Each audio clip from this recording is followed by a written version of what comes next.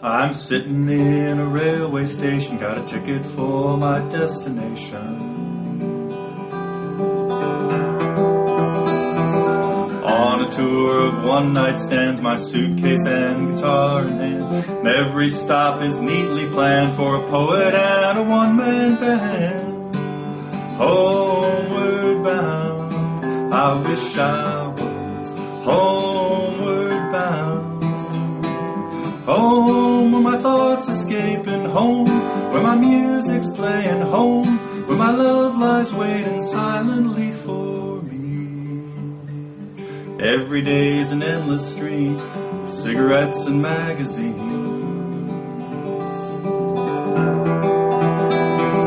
Each town looks the same to me, the movies and the factories, and every stranger's face I see reminds me that I long to be homeward bound. I wish I was homeward bound.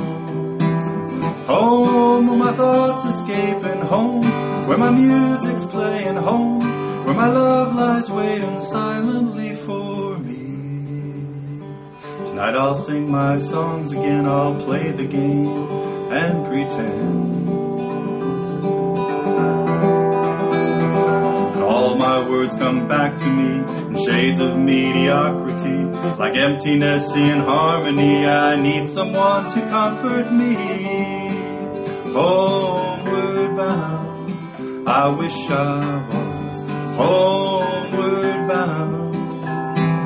Home where my thoughts escaping, home where my music's playing, home where my love lies waiting silently for me. Silently for me.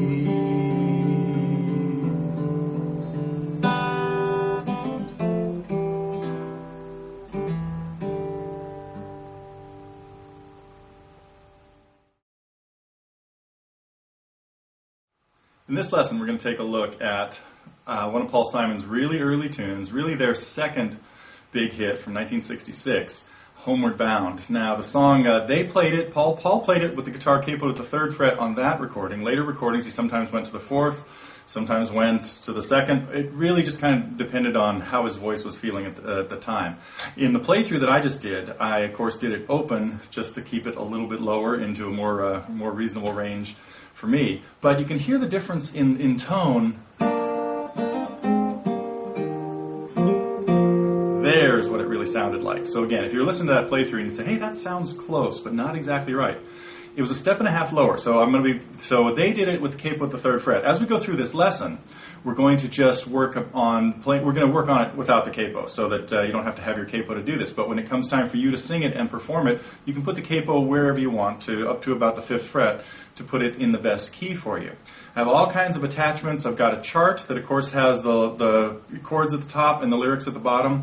And then I have tab that is going to be a little bit different. In this lesson, I'm not going to tell you exactly how to finger pick every measure. So all I have in the tab is the bass notes for the chords, just to make sure that you get the bass notes right, because a lot of the sound in this lesson is hearing this. And if I'm not even playing any notes with my fingers, you can hear that if I throw in a little bit,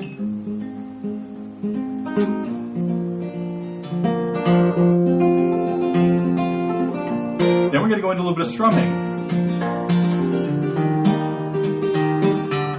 So all that stuff, that's what we're going to talk about in the lesson. I want to talk a little bit about the chord progression and form to Homeward Bound, but the chord progression is pretty interesting because it's essentially in the key of G. Now again, I've got a capo at the 3rd fret just right now so you can hear the sound of some of these chord changes, but we'll be doing the rest of the lesson uncapoed. And the song's in the key of G. Of course, the key of G has 1 sharp in it, F sharp, and the main chords would be G, C, and D. That would be 1, 4, and 5, along with A minor, 2, E minor, 6. That's all that's used in here. There would be a B minor in the key as well, but it's not used.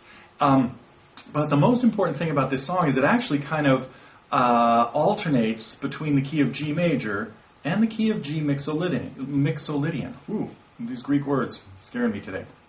So But sometimes more important than even the chords, this is not a good strumming song in the beginning of the song, because the most important thing is hearing this bass line.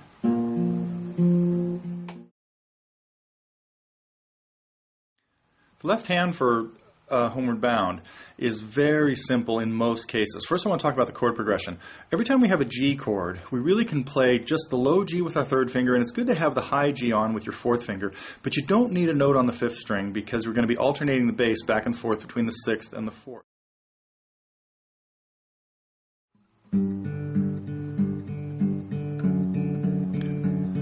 The right hand consists mostly of alternating back and forth between bass notes at a fairly rapid rate. That's a little bit of what makes what adds to the difficulty in this song. But what we're going to do, I'm going to talk about two very common finger picking patterns that can be used in here.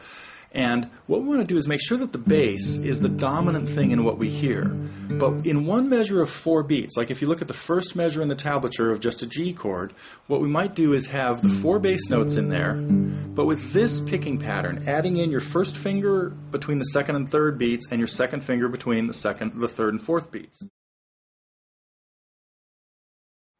Okay, get out the tablature and the chart. We're going to talk about Homeward Bound, kind of a measure-by-measure breakdown of everything that's going on. So let's talk about the introduction first. For this, you need the guitar profile or the PDF that you hopefully have printed up. And what we're going to do is first just play through the first. Here's what it sounds like, of course.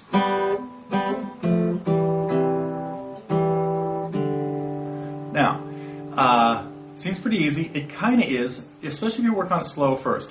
This is just pairs of notes that are thirds apart. It's fairly standard harmony. We're again in the key of G. So in the key of G we have an F sharp, although this part has an F natural in it, alluding to the key of G Mixolydian, stuff I talked about back in the theory breakdown. I like to use my thumb for some of these notes and my fingers for other notes. So you could go ahead and start this first pair of notes with your 2 fingers, your index finger on the third string, your middle finger on the second. The metronome playthrough on this. The real speed is really fast. If we're talking quarter notes, the way I've got it written out, about 180 beats a minute. We're going to try this at 100. I'll play the introduction once, and I'll just play through the whole 2 pages exactly the way we have it, just making up the finger picking and going into the strumming when that happens. Let's see what we got. 100, 2, 3, 4.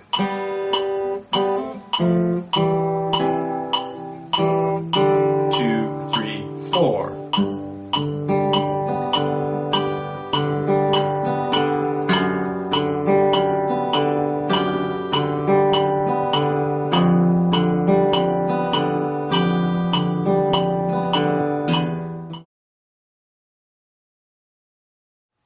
So a couple of last thoughts on Homeward Bound.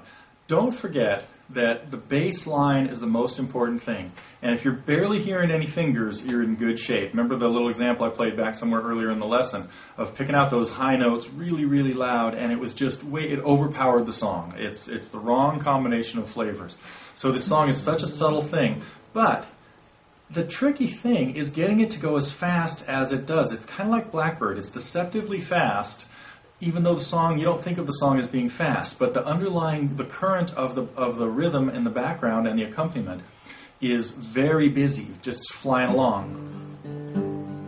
That has to become a pretty natural move feeling for you, to just have your thumb be able to move back and forth at that speed, and then throw in a few notes, remember like we did in all of the lesson.